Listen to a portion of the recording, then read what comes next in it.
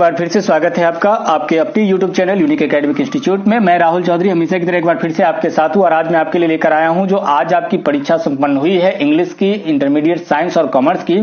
उसका question set मेरे हाथ में है और इसके सभी 100 ऑब्जेक्टिव का मैं सही उत्तर आपको बताने वाला हूं। सभी करेक्ट आंसर आप मिला लीजिए, आपको खुद ही पता चल जाएगा कि आपको कितने मार्क्स आ रहे हैं। तो आइए चेक करते हैं कि आपको कितने मार्क्स आ रहे हैं। चलिए, पहला क्वेश्चन आपका है और उससे पहले मैं आपको एक बार रिमाइंड करा दूं कि हमारे हाथ में जो सेट है वो क्वेश्चन का सेट नंबर बी है। मैं क्वेश्चन पढ़ूंगा, यानी आपके हाथ में कोई भी सेट हो तो कोई फर्क नहीं पड़ता है, आप करेक्ट आंसर बनाने में सक्षम होंगे। तो चलिए शुरू करते हैं आज का क्वेश्चन हमारा, और हमारे हाथ में है क्वेश्चन सेट बी। तो चलिए, पहला क्वेश्चन है he introduced me dash his relatives. तो introduced me dash her relatives, तो इसमें जो आंसर हमारा होगा वो हो जाएगा option C, to her relatives. तो सी आंसर यहाँ पे करेक्ट आंसर हो जाएगा। दूसरा प्रश्न हमारा है he told me are you hungry. जैसे ही टोल्ड मी लगा हुआ और इंट्रोगेटिव सेंटेंस है तो आस्क्ड देखना है, और चार में से केवल एक ऑप्शन ऐसा है जिसमें आस्क्ड का प्रयोग किया गया है, तो बी ऑप्शन हमारा सही उत्तर हो जाएगा। तीसरे प्रश्न की तरफ बढ़ते हैं। तीसरा प्रश्न हमारा कहता है you dash give up smoking. तो यहां पे जैसे you dash give up smoking, तो तीसरे प्रश्न का सही उत्तर हो जाएगा ऑप्शन ए हो जाएगा, यानी you must give up smoking. You should होना चाहिए, अगर शुड नहीं मस्ट होना चाहिए तो शुड या मस्ट में से कोई एक ले सकते हैं। अगर टू लगा होता तो यूज्ड, यहां यूज्ड एक गलत ऑप्शन होगा, जिस बच्चे ने बनाया वो गलत बनाया है, तो मस्ट यहां पे सही आंसर होगा। चौथे प्रश्न की तरफ आते हैं। Success depends dash hard labour. तो जो आपका पांचवा प्रश्न है, पांचवा प्रश्न का जो सही आंसर हो जाएगा वो हो जाएगा ऑन। डिपेंड्स के साथ ऑन का प्रयोग होता है। छठे प्रश्न की तरफ आते हैं। छठा प्रश्न हमारा कहता है कि ही dash a thief last night. जैसे ही लास्ट लगा हुआ है तो पास्ट इंडेफिनिट टेंस का प्रयोग होगा यहाँ पे, यानी सब्जेक्ट भी टू ऑब्जेक्ट हो जाएगा। सातवें प्रश्न की तरफ आते हैं। सातवां प्रश्न कहता है the nonsense will not be tolerated by me. तो इसको सीधा जैसे ही करेंगे तो आई विल नॉट, जैसे ही विल नॉट बी लगा हुआ है तो विल नॉट हो जाएगा। तो यहां पे देखिए मी का आई हो जाएगा, आई दो सब्जेक्ट में है, यहां हैड लगा हुआ है, यहां विल, तो एक सिंगल ऑप्शन, यानी ऑप्शन बी जो है आपका करेक्ट आंसर हो जाएगा। अब हम आगे बढ़ते हैं। आगे हमारा जो आठवां प्रश्न है, आठवें प्रश्न की तरफ आते हैं। आठवां प्रश्न हमारा क्या कहता है, we dash keep our country free from racial prejudice. तो हमें क्या करना चाहिए इसके लिए, अब यहाँ पे आपका जो करेक्ट आंसर हो जाएगा वो हो जाएगा शुड। चूंकि बाकी कोई यहाँ मस्ट हो सकता था तो मस्ट यहाँ है नहीं, इसलिए शुड का प्रयोग हो जाएगा। हैव यू, अब हैव हैज के साथ भी3 का प्रयोग होता है, तो ऑप्शन डी आपका करेक्ट आंसर हो जाएगा। 9वें प्रश्न का have you seen him. He told the boy not to sit here. अब कहता है कि choose the correct direct narration. He told the boy, तो यहाँ पे he said to the boy होना चाहिए। दो ऑप्शन है, चारों ऑप्शन में he said to the boy है। अब हमको चाहिए क्या यहाँ पे, डू नॉट चाहिए, क्योंकि ये डिडंट तो हो नहीं सकता है, तो चलिए यहाँ पे डू नॉट, यानी ऑप्शन डी हमारा करेक्ट आंसर हो जाएगा। और उसके बाद आते हैं, कहता है do you dash your first teacher. Do you dash your first teacher, do you remember, चूंकि डू डज लगा हुआ है तो वीएन का प्रयोग होगा, ऑप्शन सी आपका करेक्ट आंसर हो जाएगा। अब आते हैं आगे। After his death the seat reminded vacant. Vacant का मतलब होता है खाली और एम्प्टी का मतलब भी होता है खाली। तो 12वें प्रश्न का जो सही आंसर हो जाएगा वो आपको हो जाएगा option A, is there dash money in your pocket. तो मनी जो होता है अनकाउंटेबल नाउन है, लेकिन यहाँ पे इंट्रोगेटिव सेंटेंस है। इंट्रोगेटिव सेंटेंस में हमको क्या यूज करना है, कुछ के लिए एनी का प्रयोग होता है, तो ऑप्शन सी आपका करेक्ट आंसर हो जाता है। अगर ये अफर्मेटिव सेंटेंस होता तो मच मनी होता। Choose the odd one. अब इसमें से ऑड कौन सा है, तो फॉक्स, लियोपार्ड और लायन तीनों के तीनों जो है एनिमल है, और यहाँ पे पिजन जो है वो बर्ड है, तो ऑप्शन सी आपका जो करेक्ट आंसर हो जाएगा। Bring dash ink pot for me, ink pot and ink pot for me हो जाएगा। जैसे bring a glass of water होता है, ब्रिंग ए पेन होता है, तो यहाँ पे bring and ink pot for me. तो 15वें प्रश्न का ऑप्शन बी आपका करेक्ट आंसर हो जाएगा। He lives in a to, he lives in a to. अब यहाँ पे क्या होता है ना कि स्टोरी का मतलब होता है तल्ला, तो 2 तल्ले मकान में रहता है, तो यहाँ पे 16वें प्रश्न का आंसर हो जाएगा आपको ए। 17वें प्रश्न की तरफ आते हैं। जॉन और Mary dash gone to Calcutta. John और Mary does gone to Calcutta. तो 17वें प्रश्न का जो उत्तर आपका हो जाएगा वो हो जाएगा बी, हैज और लगा हुआ है इसलिए ये सिंगुलर हो जाएगा, हैज गॉन टू कलकत्ता। तो प्रवीण रोड स्ट्रेट। अब यहां पे कहता है कि 18वां प्रश्न जो आपका है स्ट्रेट इन द एरेना, तो 18वें प्रश्न का जो सही उत्तर हो जाएगा वो आपको बी हो जाएगा, इन हो जाएगा। यहाँ पे इन का प्रयोग होता है। Choose the correct sentence. इसमें से कौन सा सेंटेंस करेक्ट है ये हमको कहता है चुनने के लिए। तो विच केम फर्स्ट, चिकन और एग। बाकी सभी में जो है आर्टिकल लगा हुआ है। इंडेफिनिट आर्टिकल का प्रयोग हम कर सकते हैं, लेकिन कहां पर नहीं कर सकते, तो चिकन के साथ नहीं होता है आर्टिकल का प्रयोग, इसलिए ऑप्शन ए जो है हमारा करेक्ट आंसर हो जाएगा। 19वें प्रश्न का the flat cot fire all the things were Brunt, कहता है कि इसमें जो कौन सा सीधे सीधे सेंटेंस को आप पढ़ेंगे तो आपको पता चल जाएगा कि सब में यहां कॉट है, V2 है यानी पास्ट का है, तो चेंज कर दिया है। तीसरे में देखिए ऑल द थिंग्स लगा दिए, the flat cot fire and all the things were burned, तो यहां पे हमारा जो करेक्ट आंसर हो जाएगा वो आंसर हो जाएगा बी। ठीक है, तो 20वें प्रश्न का आंसर बी हो गया हमारा। 21वें प्रश्न की तरफ चलते हैं। 21वां प्रश्न करता है he is a man of letters, यानी विद्वान आदमी को कहते हैं, तो ऑप्शन बी हमारा करेक्ट आंसर हो जाएगा। We met a lot of people dash our holidays. अब यहां पे देखिए आपके दिमाग में आ रहा होगा ड्यूरिंग आवर हॉलीडेज, लेकिन पीपल के साथ ऑन का प्रयोग होता है, people on holidays. Choose the correctly spelled word. अब 23वां प्रश्न जो हमारा है, 23वां प्रश्न कहता है कि करेक्टली स्पेल्ड वर्ड कौन सा है, तो कुछ टेंस का करेक्ट स्पेलिंग यहां है, देख लीजिए, आपको ऑप्शन बी आपका करेक्ट आंसर हो जाएगा। Choose the correct synonym of change, मतलब सिनोनिम इसका चेंज का क्या हो जाएगा, तो यहां पे अल्टर का मतलब ये होता है, मतलब पर्यायवाची शब्द अल्टर का हो जाएगा चेंज। और कहता है सिनोनिम ऑफ सो मतलब दिखाना, तो एक्सिबिट मतलब होता है दिखाना, तो ऑप्शन डी 25वें प्रश्न का सही उत्तर हो जाएगा। अब हम आते हैं नेक्स्ट क्वेश्चन की तरफ। नेक्स्ट क्वेश्चन हमारा क्या कहता है, देखिए, तो सिनोनिम ऑफ सो हो गया हमारा, 25 क्वेश्चन हो गया है। जल्दी से जल्दी हम आपको कोशिश करते हैं आंसर बता देने का। कहता है by whom was the bird killed, by whom was लगा हुआ है, तो वाज वर्ड यानी सब्जेक्ट V2 ऑब्जेक्ट में होता है, हु V2 ऑब्जेक्ट हो जाएगा। हु किल्ड द बर्ड, देखिए हु किल्ड द बर्ड कहां है, ऑप्शन सी आपका करेक्ट आंसर हो जाएगा। The antonym of natural, natural का एंटोनिम यानी विलोम शब्द क्या होगा, तो आर्टिफिशियल। नेचुरल मतलब होता है प्राकृतिक और आर्टिफिशियल मतलब होता है बनावटी। ऑन पाथ इज बिसेट, अब ऑन अवर पथ इज बीसेट डैश डिफिकल्टीज। अब ये यहां पे हमको कौन सा प्रीपोजिशन यूज करना है, तो 28वें प्रश्न में देख लेते हैं। 28वें प्रश्न में हमारा जो है फ्रॉम प्रीपोजिशन इस्तेमाल होगा, यानी कि ऑप्शन बी आपका करेक्ट आंसर हो जाएगा।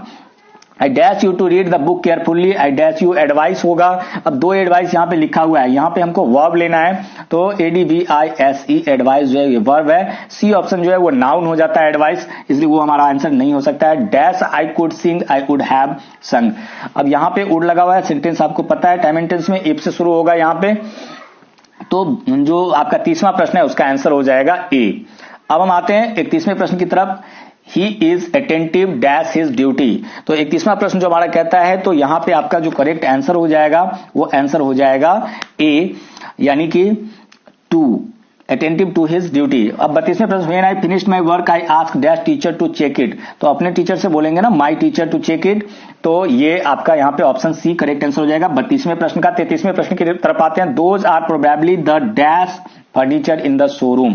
अब यहां पे 33वां कहता है कि किस प्रकार का फर्नीचर है, फैंटिस्ट द लगा हुआ है, सुपरलेटिव डिग्री का प्रयोग करेंगे, द फैंटिस्ट हो जाएगा यहाँ पे, फैंसिस्ट हो जाएगा सही answer. They made her dash a new contact, तो 34 क्वेश्चन का जो आपका आंसर हो जाएगा वो हो जाएगा 34 क्वेश्चन का आंसर हो जाएगा आपको सिंगिंग, क्योंकि यहाँ पे हर के बाद आप ले सकते हैं नाउन, यहाँ वर्ब तो आप ले नहीं सकते हैं, और किसी भी वर्ब में आईएनजी लगा के उसको नाउन बना लेते हैं। तो चलिए अब हम आगे बढ़ते हैं, और 35वां प्रश्न हमारा क्या कहता है। 35वां प्रश्न कहता है catching the earlier train will give us the dash to do so, और यहाँ पे चांस हो जाएगा आपका करेक्ट आंसर हो जाएगा, यानी 35वें प्रश्न का सही आंसर हो जाएगा ए। हम 36वें प्रश्न की तरफ चलते हैं। 36वां प्रश्न हमारा क्या है, आइए देखते हैं।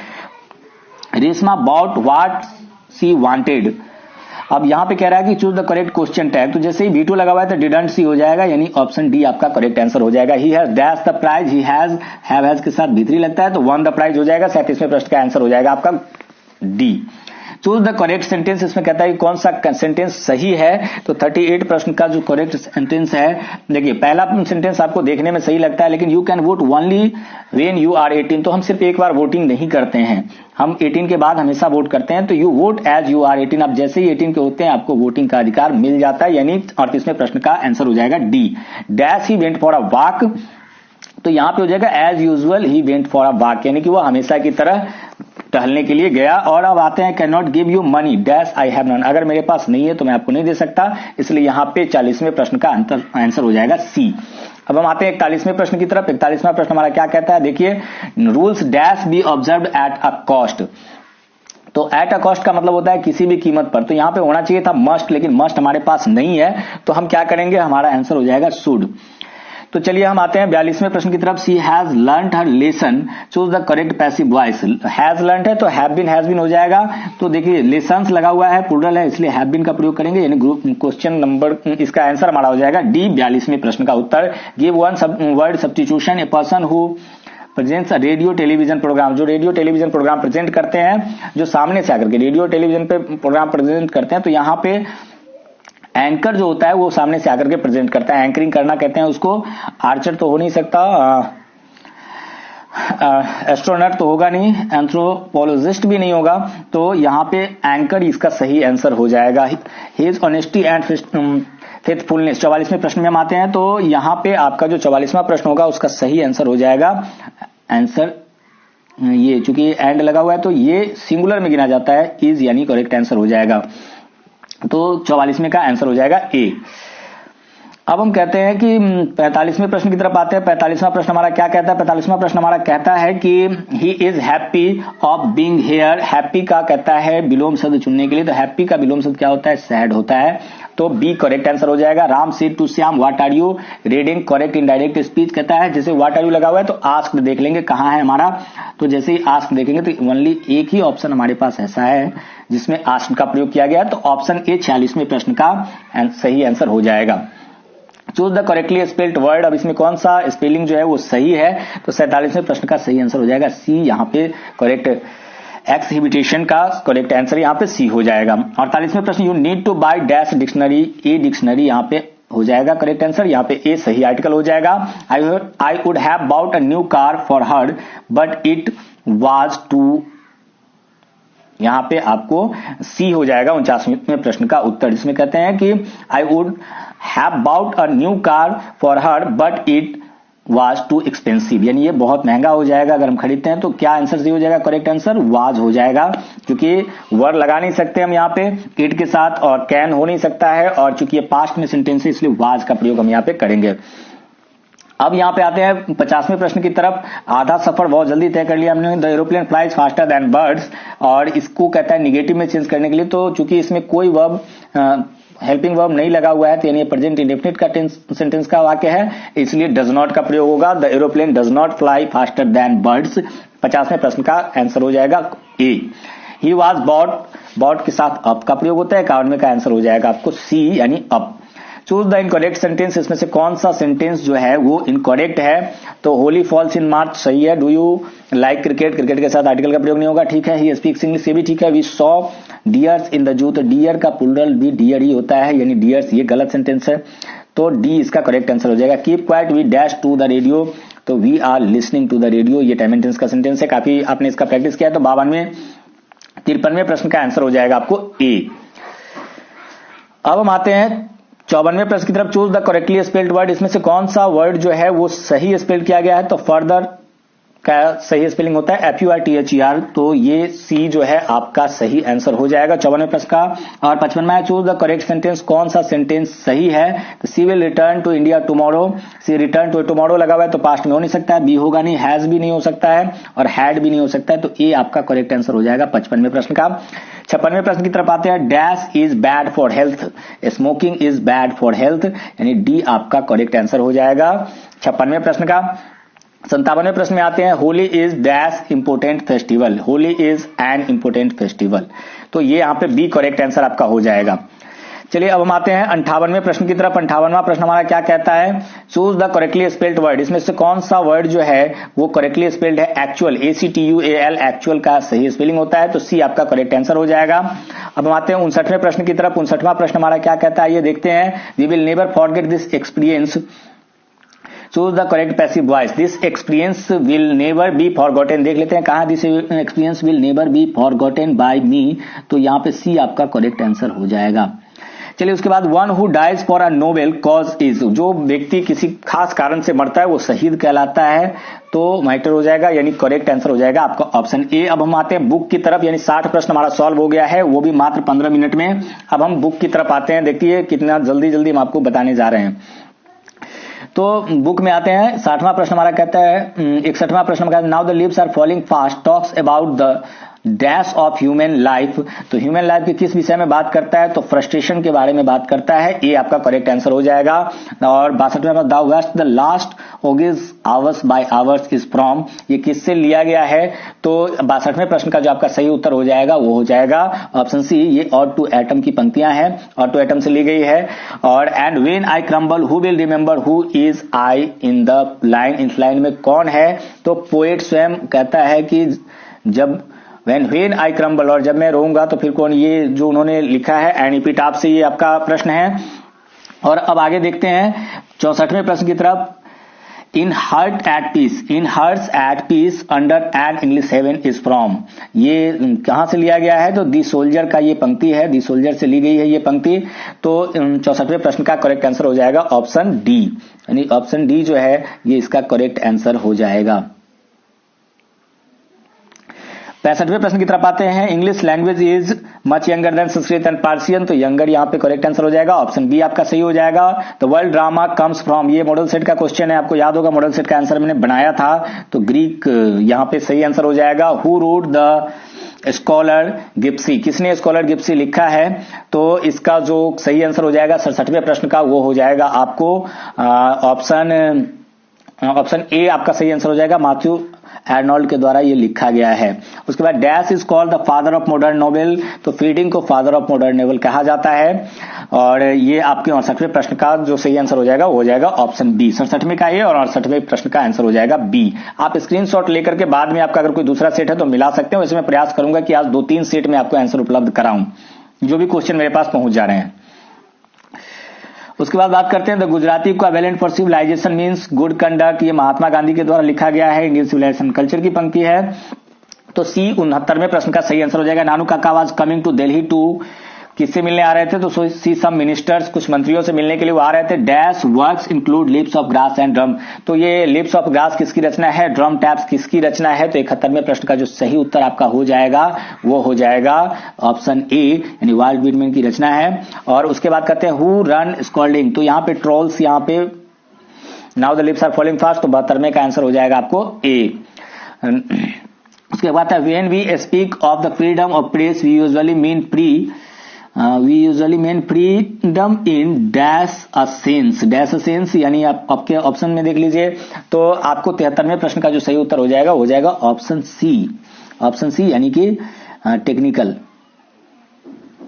74वें प्रश्न की तरफ आते हैं। मैरिज प्रपोजल, तो मैरिज प्रपोजल क्या है, कॉमेडी है, लेकिन सिर्फ कॉमेडी नहीं है, वो ट्रेजेडी भी है। तो कहां पे ऑप्शन है, ट्रेजेडी एंड कॉमेडी, तो यहां पे हमारा जो ऑप्शन करेक्ट हो जाएगा ऑप्शन सी, यानी कि ट्रेजेडी भी है और कॉमेडी भी है, ट्रेजेडी कॉमेडी है वो। तो उसके बाद कहते हैं don't studied law and read, यहाँ पे आपके पास उन्होंने क्या पढ़ा था, फिलॉसफी पढ़ा था, टेक्नोलॉजी पढ़ा था या नोवेल्स पढ़े थे, तो फिलॉसफी पढ़ी थी उन्होंने। तो यहाँ पे जॉन डॉन की फिलॉसफी यहाँ पे आपको आ जाएगी, यानी कि ऑप्शन सी आपका करेक्ट आंसर हो जाएगा। I celebrate myself and sing myself is from song of myself, तो आपको बिल्कुल याद होगा। In which poem does the poet express his sad feeling in for a beauty lady, ये an epitaph से लिया गया है। एनिपिटाफ में एक बहुत ही खूबसूरत महिला का वर्णन करते हैं कवि। तो 77वें प्रश्न का सही आंसर हो जाएगा आपका सी। 78वें प्रश्न की तरफ आते हैं। Dash is remembered as a war poet, Rupert Brooke soldier, आपको याद होगा वार पोएट के रूप में जाने जाते हैं। तो 78वें प्रश्न का सही आंसर हो जाएगा ए। 79वें प्रश्न की तरफ आते हैं। 79वां प्रश्न हमारा कहता है क्या है, 79 क्वेश्चन जो आपका है वो कह रहा है कि who finds Macavity lazy and half asleep, तो किसकी रचना है, टी.एस. एलियट की रचना है मेरे हिसाब से, और आपके हिसाब से भी यही होना चाहिए। तो 79वें प्रश्न का जो सही आंसर हो जाएगा वो हो जाएगा option C. D H. Lawrence extols the values of primitive life in, ये किस पंक्ति का है, तो डी.एच. लॉरेंस दी स्नेक के पोएट हैं, तो वहां पे सीधे सीधे चले जाना है, ऑप्शन ए आपका करेक्ट आंसर हो जाएगा। Who wrote the piece why I am not a Christian, किसने लिखा है कि मैं एक क्रिश्चियन नहीं हूं, तो बर्ट्रैंड रसल की रचना है who wrote why I am not a Christian, ये बर्ट्रैंड रसल की रचना है। तो 81वें प्रश्न का सही उत्तर हो जाएगा ए। 82वें प्रश्न में आते हैं SEBI was passionately interested in, SEBI किस चीज में, तो ये गॉड्स में इंटरेस्टेड था। ये आर्ट्स वाले में भी ऐसा क्वेश्चन पूछा गया था। All technological changes cause dash problem, तो किस प्रकार का सोशल प्रॉब्लम ला करके खड़ा कर देता है, बेरोजगारी वगैरह आ जाती है। Benji understood about the business of, Benji किस चीज के बारे में समझता था बेहतर, हेंस के बारे में समझता था, ये भी कल के आर्ट्स वाले क्वेश्चन में आपको देखा गया है। चलिए उसके बाद आगे बढ़ते हैं हम लोग 85वें प्रश्न 85th क्वेश्चन की ओर बढ़ते हैं। 85th क्वेश्चन हमारा क्या कहता है, देखिए 85th क्वेश्चन कहता है civilization is that the mode of conduct which points out the man the path of duty is from तो इंडियन सिविलाइजेशन एंड कल्चर, ये आपको सही सही याद होगा, Indian civilization culture. The people have chosen to 85th का हो जाएगा ऑप्शन ए, और 86 में the people have chosen to make me the head of the family for the certain time, doctor Zakir Hussain ने अपने स्पीच में कहा है जब वो राष्ट्रपति बने थे। तो ऑप्शन ए इसका सही आंसर हो जाएगा। हु ट्रेवल्ड फ्री विथ नानू काका, नानू काका के साथ फ्री में कौन यात्रा कर रहा था, तो कीटेन यात्रा कर रही थी जो मैम कर रही थी। तो 87वें क्वेश्चन का ऑप्शन डी सही आंसर हो जाएगा। Martin Luther King junior asked the black people to continue working with love, वो कहते हैं कि लव के साथ सबके साथ मिल करके Martin Luther king I have a dream के से ये लिया गया है। उसके बाद बात करते हैं Macavity the mystery cat has been taken from Old Possum's book of practical cats से लिया गया है, यानी ऑप्शन बी 89th क्वेश्चन का सही आंसर आपका हो जाएगा। उसके बाद बात करते हैं 90 क्वेश्चन की। 90 question crossing of rivers is an state from Keki N Daruwalla, Keki N Daruwalla के द्वारा लिखा गया है इसको, तो सही आंसर हो जाएगा सी ऑप्शन आपका केकीएन दारूवाला, इसका सही आंसर हो जाएगा। चलिए उसके बाद देखते हैं क्या है हमारा अगला question. He lifted his head from his drinking is from, snake से लिया गया है, पानी पीते पीते वो अपना सिर ऊपर उठाता है, तो 91st क्वेश्चन का आंसर हो जाएगा ए, यानी कि स्नेक। हु रोट हुक्लीबेरी फिन, किसने लिखा है हुक्लीबेरी फिन, तो मार्क ट्वेन की ये रचना है, मार्क ट्वेन ने इसको लिखा है। Some of the immediate and brilliant results of modern inventions are mending to resist is from, अब ये कहां से लिया गया है, तो यहां दो चीज में आप कंफ्यूज हो सकते हैं, एक तो ideas that have help Mankind और दूसरा इंडियन सिविलाइजेशन कल्चर, तो ये इंडियन सिविलाइजेशन से लिया गया है। महात्मा गांधी कहते हैं कि जो कुछ तत्कालिक चमत्कारिक जो मॉडर्न सिविलाइजेशन के मॉडर्न इन्वेंशन के जो चमत्कार होते हैं, भौतिक चमत्कार जो होते हैं, जो कुछ इन्वेंशंस नए नए होते हैं वो हमारी आंखों को चौंधिया देते हैं। India was a part of the background of, किसके लाइफ का हिस्सा रहा है, तो पर्लसबर्ग इंडिया थ्रू ट्रेवलर साइट से इसको लिया गया है, तो ऑप्शन डी 94th क्वेश्चन का सही आंसर है। 93rd क्वेश्चन का सही आंसर है सी। उसके बाद बात करते हैं emancipation proclamation gave the Negro, अब नेग्रो को क्या देता है ये, तो फ्रीडम फ्रॉम स्लेवरी, यानी आजादी दिलाता है गुलामी से, तो ऑप्शन बी आपको 95th क्वेश्चन का सही आंसर है। Bertrand Russell was also, Bertrand Russell also क्या थे, तो वो एक मैथमेटिशियन भी थे, तो आंसर सी इसका सही आंसर हो जाएगा। Goldsmith and Sheridan made contribution to the, उन्होंने किस चीज में अपना योगदान दिया था, तो 97th क्वेश्चन का जो सही आंसर हो जाएगा वो हो जाएगा आपको, देखिए दो चीजों में उन्होंने, या तो नॉन फिक्शन राइटिंग में और इंग्लिश स्टेज में, तो दोनों इसका सही आंसर होगा। तो यहां आपको जो नियरेस्ट आंसर की बात अगर करें तो इंग्लिश स्टेज होगा, तो आंसर डी सही आंसर होगा, आंसर डी इसका सही आंसर होगा, और वैसे दोनों आंसर इसके सही हैं। 98 वोल सेंकिया इज अ डैश पोएट, किस, तो नाइजीरियन पोएट थे, नाइजीरिया के थे वो, तो ए आपको 98 क्वेश्चन का सही आंसर हो जाएगा। The old English period is characterized by infections, तो यहां पे सी आपका करेक्ट आंसर हो जाएगा 99 का।